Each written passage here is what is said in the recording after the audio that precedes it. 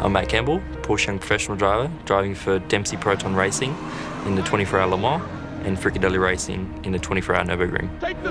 As a young professional driver, you're sent to a lot of customer teams of Porsche. Maybe it's perceived as amateur racing, but it's extremely professional, and certainly the level of the teams is very, very high and just as good as some of the factory teams. We had quite an unconventional way through motorsport. I always wanted to race cars, but never thought it would ever go this far. When I was 14, I got a little Datsun 1200 coupe. My grandfather and auntie both raced similar cars. My mum really risked a lot to be able to give me an opportunity when I was young, and it was quite tough at home for a couple of years. But I got some driver coaching, stepped into Formula Ford. After that, Porsche GT3 Cup Challenge in Australia. That was the logical next step. By trade, I'm a builder, but I wanted to try and come to Europe and do something different. I was successful in the Porsche Junior Shootout, becoming a Porsche Junior in 2017, getting some good results along the way. And this put me in good step for 2018, where I was able to move up to a Porsche Young Professional Driver. The Dempsey Proton number 77, Matt Campbell, Christian Reed and Julian Andlar wins it. Winning the Le Mans debut in the GT-AM class, this was the most important stage of my career so far. Even though I've had some fantastic results this year, I don't have a contract for next year. This weighs on my shoulders, but I can only do the job I can do in the car. You know, obviously I've got to do a good job at Le Mans Nürburgring, but certainly nothing safe. Who knows what's ahead of me?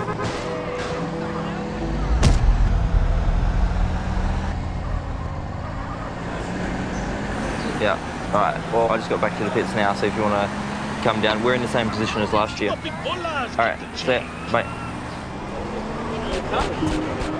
So far every year I've been in Europe, my mum and my auntie have come at least once and seen me because I don't get a chance to really go back to Australia during the middle of the year.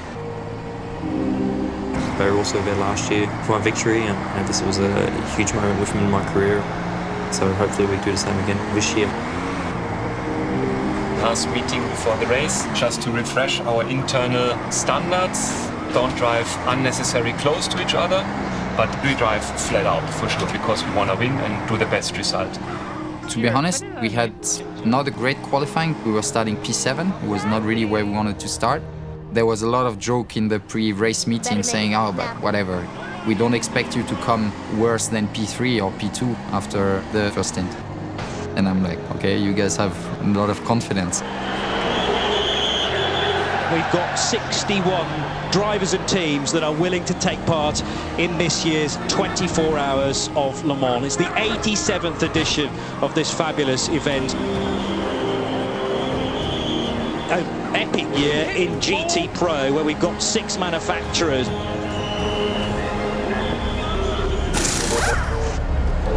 During the race, be ready, front or rear. I will tell you which one to start and I will tell you the target. Okay, that's it. It's just a 24 hours.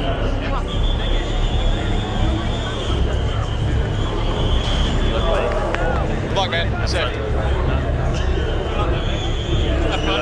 Enjoy it. I'm sure I'll see you at some point. I hope not.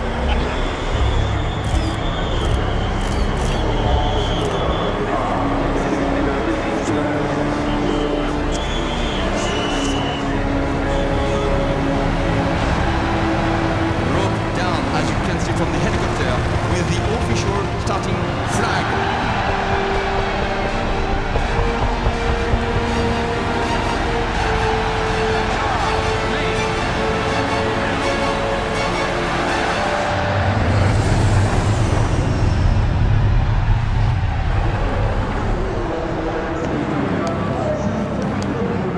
The biggest race of the year is gonna start. It's a mix of a lot of different feelings. You feel the pressure is on you, but also you feel a lot of joy because you are part of this with Porsche, with the factory team fighting for the victory, fighting for championship.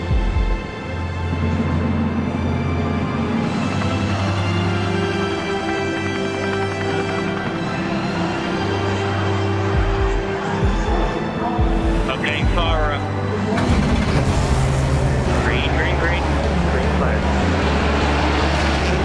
And there goes the formation lap. We're 87th running of the world's greatest race, the 24 Hours of Le Mans, underway. And you can see the tension rising now in the garages. AC position is good. As much temp in the tyres as you can get, Ollie. I know you're working them. And any more you can get in there, please. Magical moments. This is it. Let's go racing. Okay, gentlemen, let's start closing the gaps.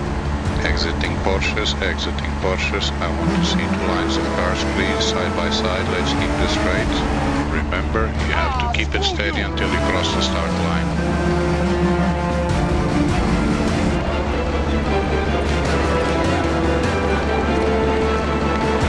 There goes the pace car, coming up on 3 o'clock, French summertime. Princess Charlene of Monaco will wave the French tricolor. The 24 Hours of Le Mans is underway. The race has started. It's a spectacle not to be missed.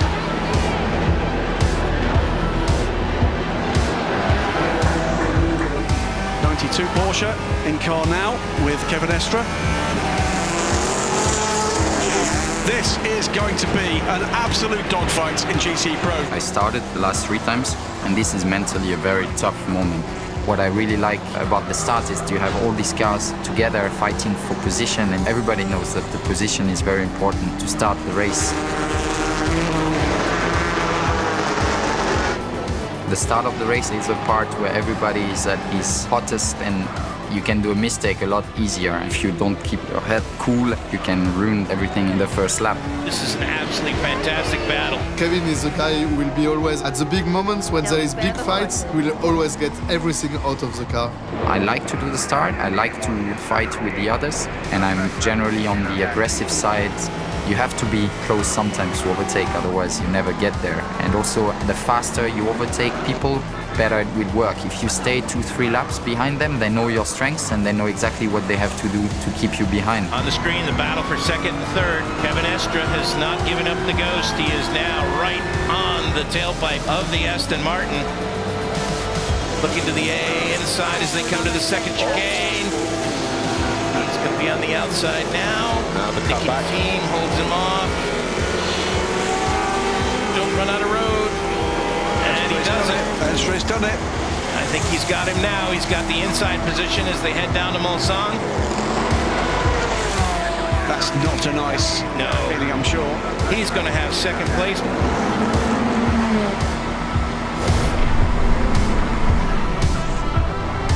But it's been a fantastic first 60 minutes of the 87th running of the great race, the Le Mans 24 Hours 2019.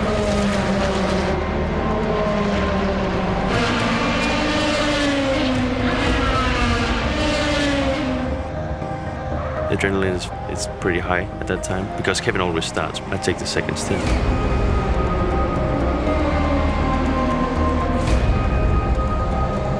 I love it. I really like because you don't know where you get out in the race. You don't know what kind of traffic you get into.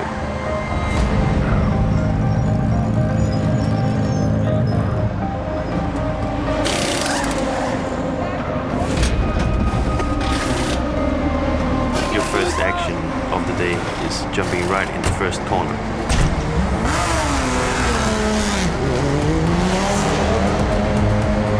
I like that. A lot about instincts, that first 2 laps. I gotta feel it yourself, the grip level, just the feeling. How does the car fit the brake? Already 1 or 2 hours old, how do they feel?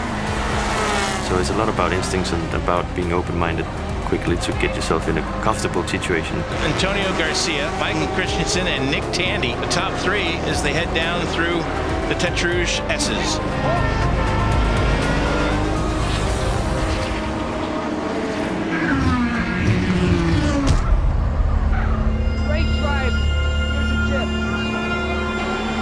We were starting in P13, so we have 12 cars to overtake.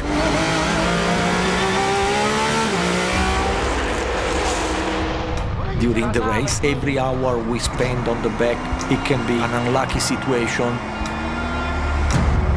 So our goal was step by step, overtake all the car and reach the top 3 position. 3, 2, 1. Green track is back to green, track is back to green.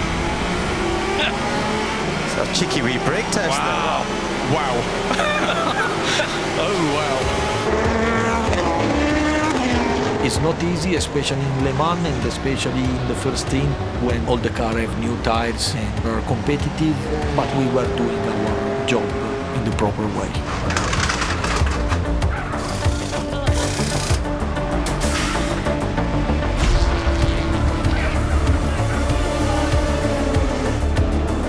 This is 7th, 8th, and 9th.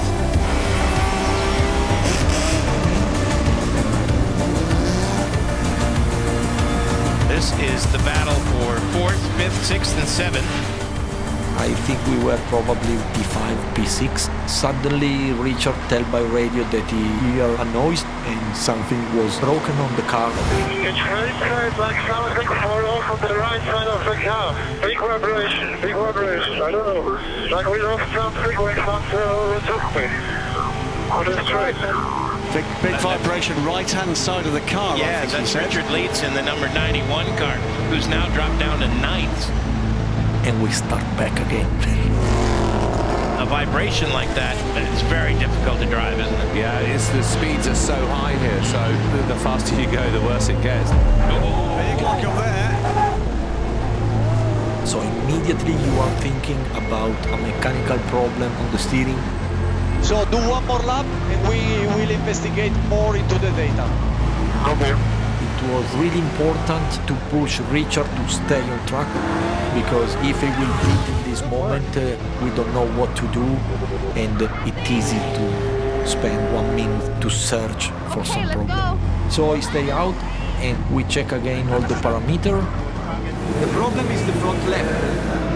Loic said that he finds something on the left, that side shoulder, just from inside. We understand that the problem was the front left and the brakes. Another set we have, one of the practices. From the qualifier. The qualifier.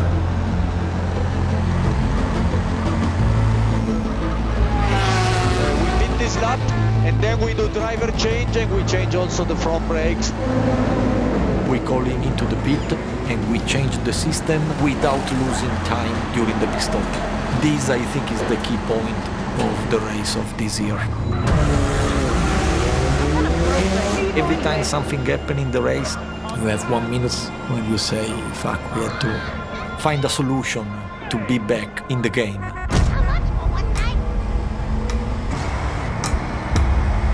In endurance races like Le Mans, there's no rule on when are you doing more of a sprint race or more taking it easy and take care of the material and strategy. You have to be patient and know when you can be aggressive and when you just have to hold back.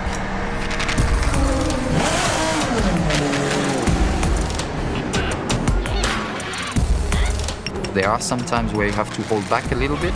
Communication with your engineer is very important, because they can tell you, okay, this stint, you have to push the car until lap 10. So until lap 10 you can push, then you have to take care.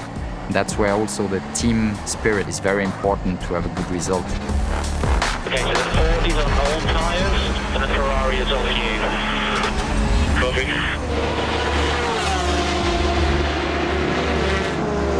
Ford on old tyres, Ferrari on new. That's what he needed to know. There he goes on the inside of the Ford immediately. That's the difference in a new tyre. So that is a fantastic example of just what you do with the information you receive.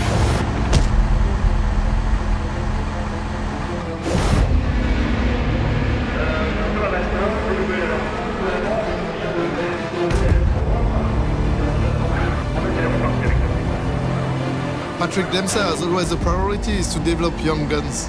And this is one of our quickest young guns, and so the decision was easy. Matt had to go there.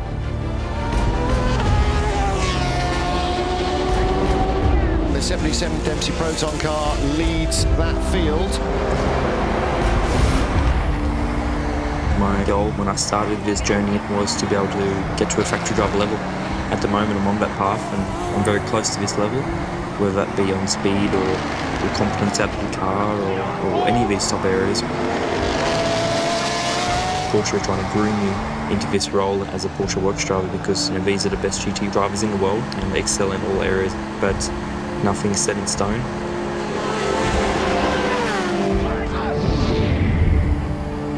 This takes a toll on you, especially in endurance racing. Doing multiple stints in a race and the focus has to be extremely high because if you make one mistake, it could be all for nothing, and certainly with time, money and investment into this and being so much focus on the live, if you're the driver who makes a mistake, you're going to feel a lot of pressure for sure.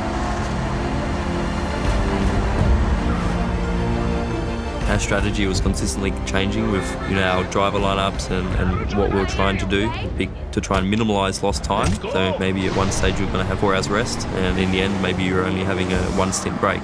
But this is part of it, and it's the same for everyone really. This is endurance racing, so sometimes you just sleep wherever you can, whether that be under a desk or at the engineer's desk or just out the back somewhere, just to try and get as much sleep as possible. It's an epic traffic jam. If the traffic jam was like this on the way to work in the morning, you wouldn't complain much, would you?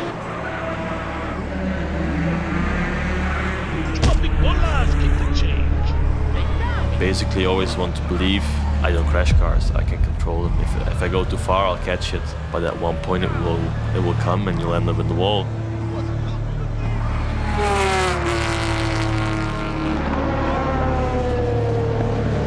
You'll see him get squeezed in by the 88.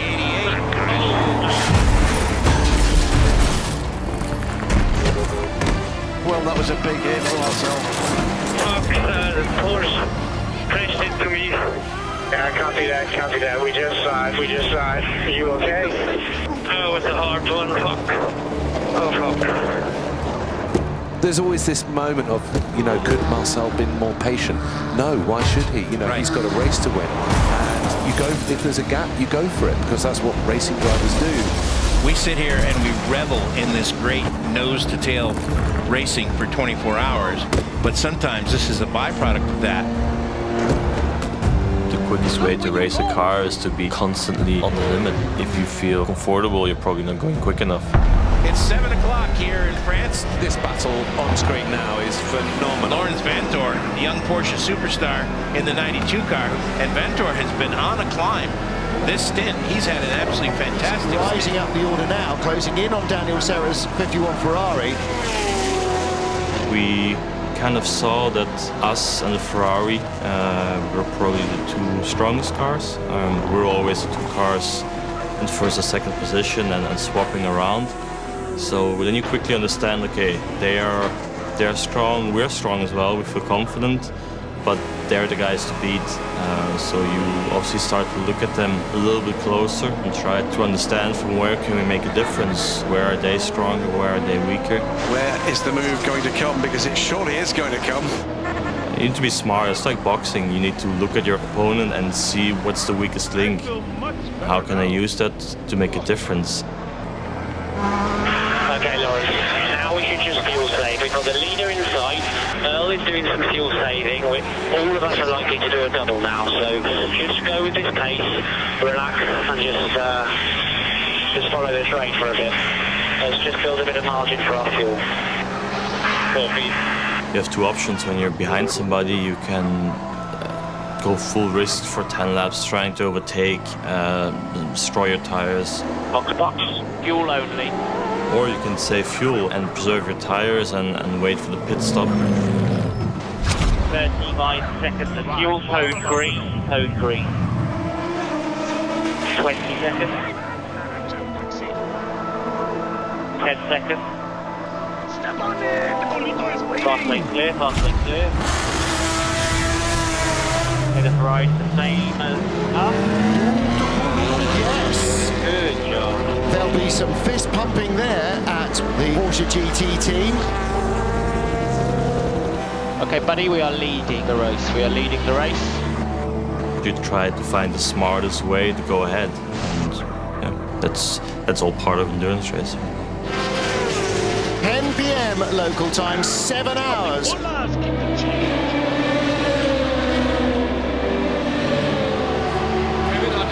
Mega Doppelstint rausgehauen. Das war geil.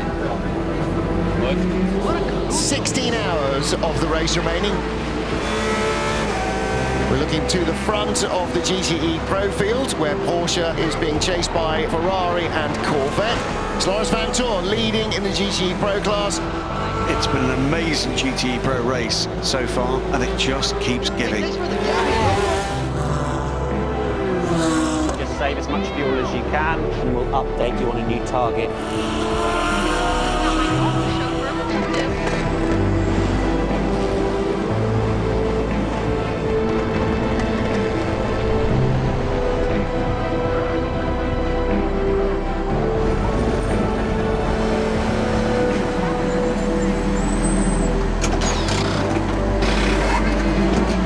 92, driver change. Double stint for Vanthoor. Kevin Estra's at the wheel.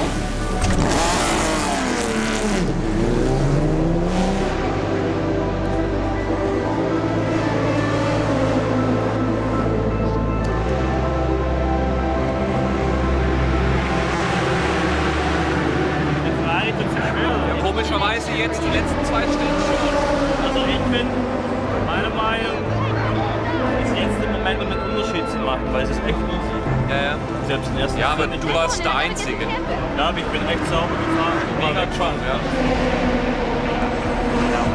I honestly, I don't know what you think. I think if we want to make a gap, it's now. It's really easy. I know you were worried for me with tires, but I wasn't even sliding. Just driving to grab my head without pushing at all. I think if Ferrari's struggling in the night and you want to make a gap with him, it's now. We had a good plan together, which worked out quite smart and quite good without taking any risks in the beginning of the race. We basically pretty quickly came to the top, fighting for the first, second place, and we quickly understood that we had a good car. Up to there, everything was running really smooth. Car was perfect, so it was fun.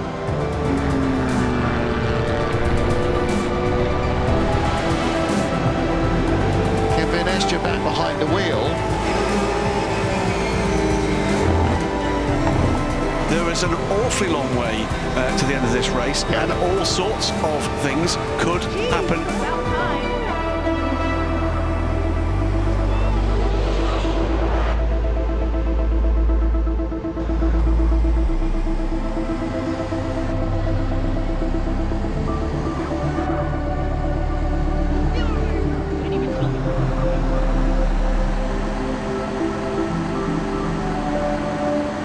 Quarter to 4 in the morning. And 92 is the class leader in the GTE Pro class. Okay, Kevin, pace is really good. Pace is very fast. Still got to try to look after the tyres for the double, and we still think the front axle will be the limit. I just passed the front straight and I heard that the engine was doing a bit of a weird noise, different than normal. And I just pushed my head against the headrest to make sure that my earplug were in place because it's so loud, the car. And then it was getting worse and worse. So I said on the radio, I said I have a strange noise from the exhaust or from the engine. 1, 2, 3, I think you're next zone. Radio bad. Is everything okay? I think we have an exhaust broken. Okay, stand by. I have a smell in the car, strange smell.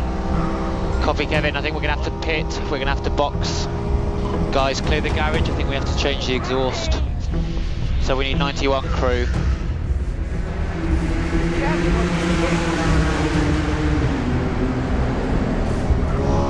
It's a very tough moment because you're still racing. You have to do your best to keep the car on track, but you have a lot of stuff going through your mind, thinking of, oh, is the engine, braking? Is the gearbox braking? You don't know what's going on, but you still have 10 kilometers to go back to the pit lane.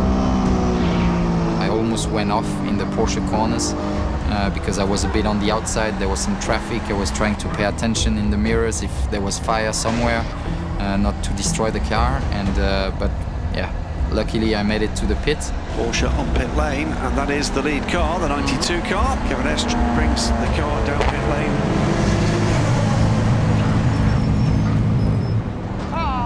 having breakfast, just coming out of a stint which went really well, race is running perfect, and you're looking at the screen, all of a sudden you see your car going backwards in the garage, you pretty much know it's done.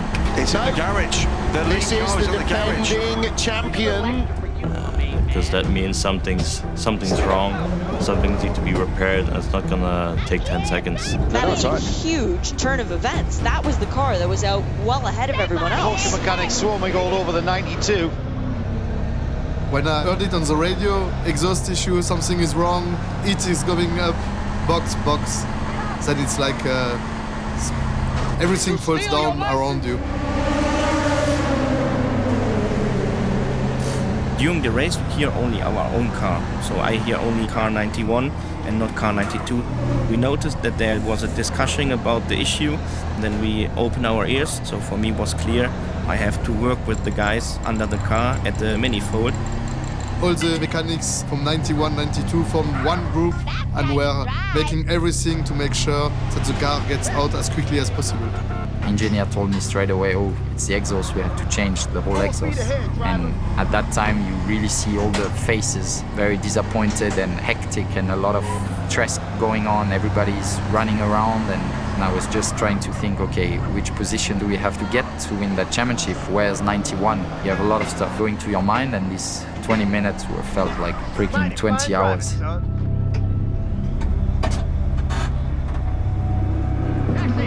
So the answer on the World Championship is that 8th or better will do in any circumstances. For the 92 car. The stupid thing is that there is so many pieces in front. There is a wheel arch, there is the underfloor, some sensors from the engine. So you have to disconnect the complete manifold from the exhaust to fix the problem. Guys, just take your time and do it right. Now we just have to finish the race. They're under the car, floor has to come off, then they change the exhaust, which naturally isn't cold, and nothing else up there above the floor is cold. It's all at hundreds of degrees Celsius. The engine is hot, the gearbox is hot, the exhaust is cooling down very fast, but the engine stays hot for 1 hour. It hurts many times, but you don't care. You have to fight for the win, you have to fight for the team, and you don't care about a little bit pain. There are some parts in the car which are fixed with a very high torque, and you need a lot of muscle to get it out. But you get so much adrenaline, so normally it works very well. You don't have any information when you're in the car. You don't know where you are gonna end up. That's a very tough moment mentally, but I never really gave up. I was just thinking, okay, think again, what do we have to do to win? You know, it's not over. Coming off the hijack. We can still win the championship. Everything's gonna be fine.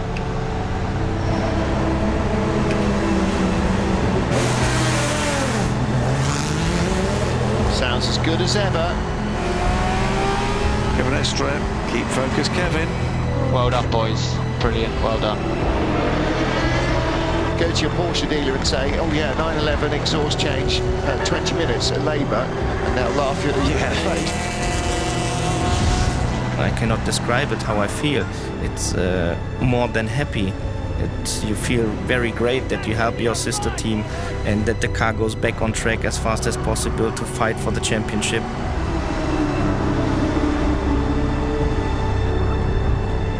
The mindset changed for all of us there. For sure you would think never give up, but here we had to change focus, and the focus was to bring home the World Championship.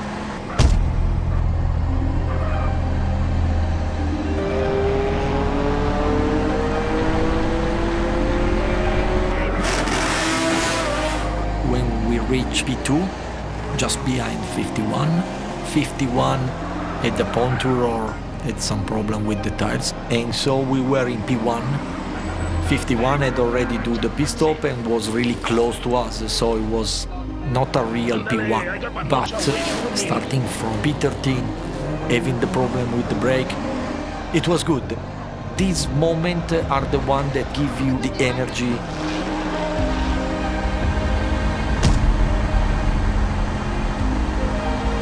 At this point in the race, the only thing which counts was to see the flag. Car number 92, they need to finish the race. At the end, any mistake, anything which breaks, and the race is done, and the World Championship is gone. The pressure was so high to feel everywhere that Lawrence decided that he stepped down to make sure the two drivers who fight for the World Championship, they are doing the job and bring the car home.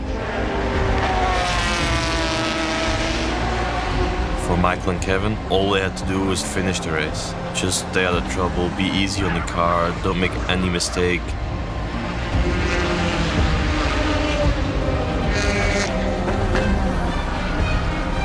For sure, it was probably harder for Lawrence than for us, because we have that goal in mind. Lawrence couldn't win anything.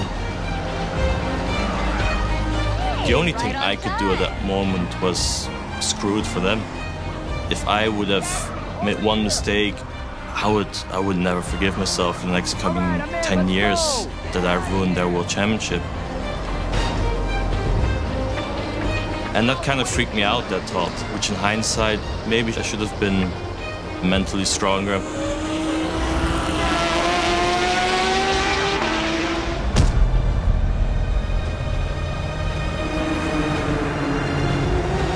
Dempsey Proton's only car remaining. Now, remember, this is another car in title contention. Is having a full rebuild.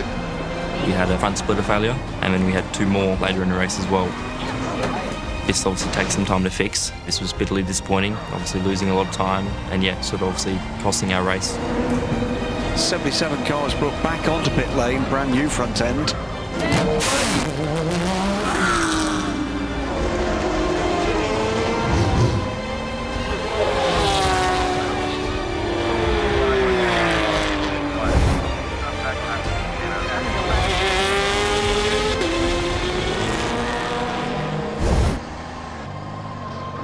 After the exhaust disaster, it was hard to just keep yourself alert.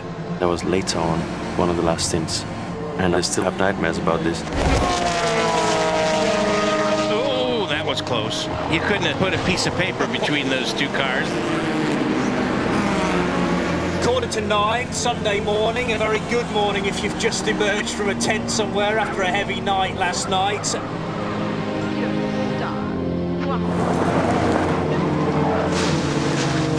Remember, Porsche, the 92 team, led the race earlier on. I was just thinking, okay, think again, you know, it's not over, we can still win the championship. Everything's gonna be fine, trying to convince myself, but there's definitely a lot of moments where you think that you work so hard and then you're gonna lose it on an exhaust, which never break, basically. But it happened to break, you know, in that race on your car. So a lot of stuff going through your mind.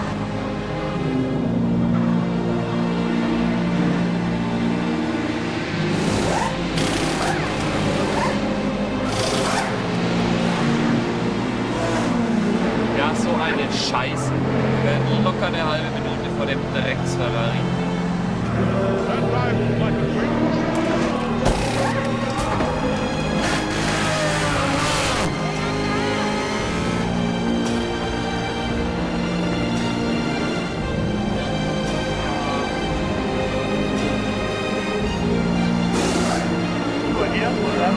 I was just in this lounge above and I saw Kevin coming in, then putting on the checks. When you called me, I was like, normally it's not so good when someone calls me in the middle of the night.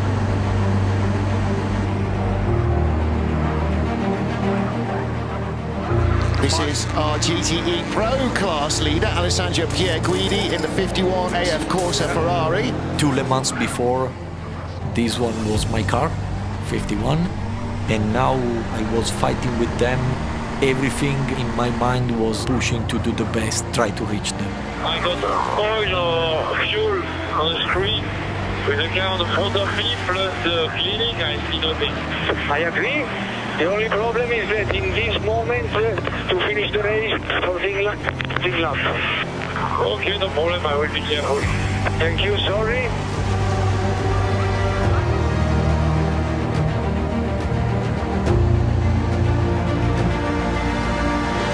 There's the 91 car, second place. Fred Macko chasing down a podium finish.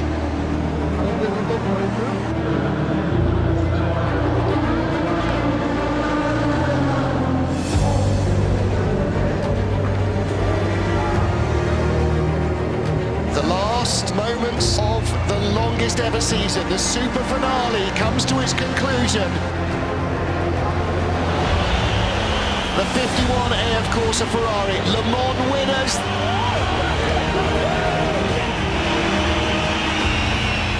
If we are thinking about everything was going on from the start of the race, the problem of the caliper, I think we did a great race.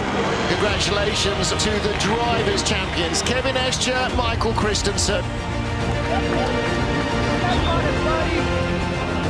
I was pretty proud to finish that race, win the World Championship with Michael and the whole 92 crew, which has done a great season.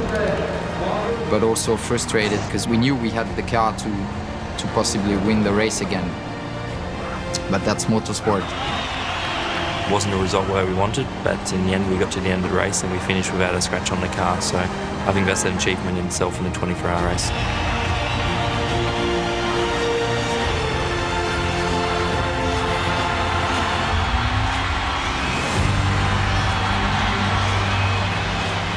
We didn't win the Mans, but Kevin and Michael got the World Championship. I felt happy and maybe helped a little part of it, so it was good. We had not a perfect race and still a really good result for us. Okay, run the meter.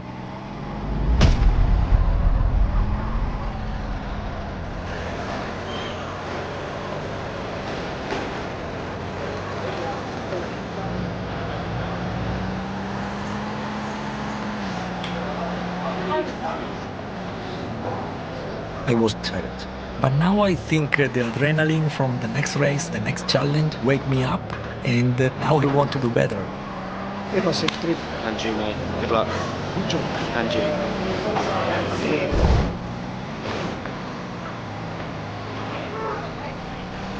And so it is a good move in this moment. I feel well, ready for the challenge, and we hope that it will be good.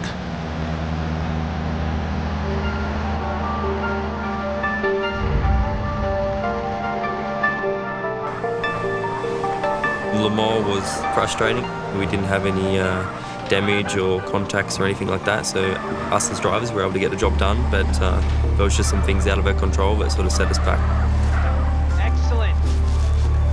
You know, hopefully I get another opportunity to go back to Le Mans in the future. It's going to take a bit of a toll, but you know, now going into the next 24, I really have to be on it. Take the safest route possible. The Nürburgring is for sure the most brutal and dangerous track in the entire world. The track is so demanding, mentally and physically. We're in the middle of the forest, you're going around 200 kilometers an hour, you go into a blind corner and instinct takes over. You know, it's on edge. The walls are extremely close, there's no margin for error. The green hell, if you do a mistake, you can end up in the tree. That's a race I've always wanted to win. It's my favorite place on Earth and the most horrible place on Earth at the same time. There are some proper corners where if you would make a mistake here, God knows what happens.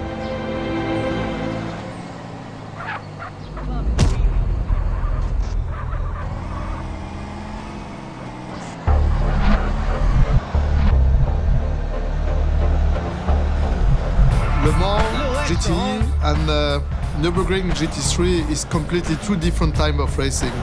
In Le Mans, we have a factory team and we race as Porsche.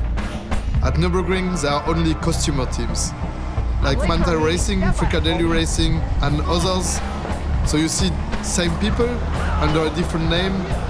24 Hours of Nürburgring in Germany, it's super big. You have drivers here which are heroes, which if you go out of the Nürburgring, nobody knows them. It's its own place. The first time I arrived here, I was like, what's this? If you come from Le Mans, it's like you go from Hollywood to my hometown without saying anything bad about here, because I love being here. It's just very, very different, very old school. I agree that I wouldn't see Alonso coming here. Nürburgring 24 Hours is a really special race. You have over 180 starters with different classes. On the top class, which is the GT3, there will be over 30 cars fighting for the win.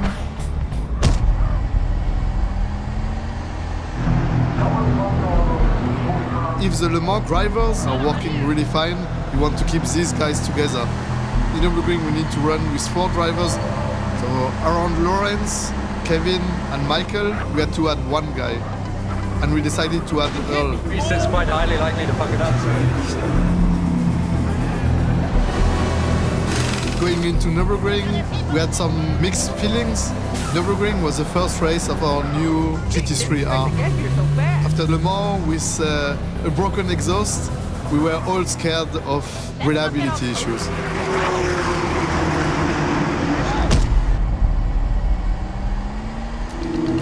This year we have car number 1 because this car won the previous year the 24 hours of Nürburgring.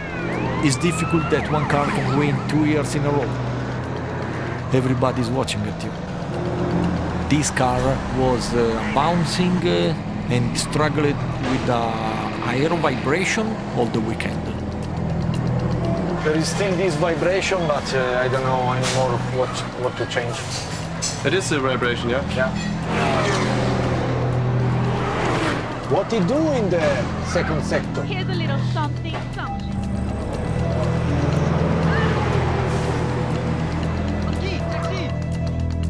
If we are honest, we all have the same feeling, like something is a bit strange, the instability is more, and we fight with the car. The car is not nice to drive, and the car is something weird.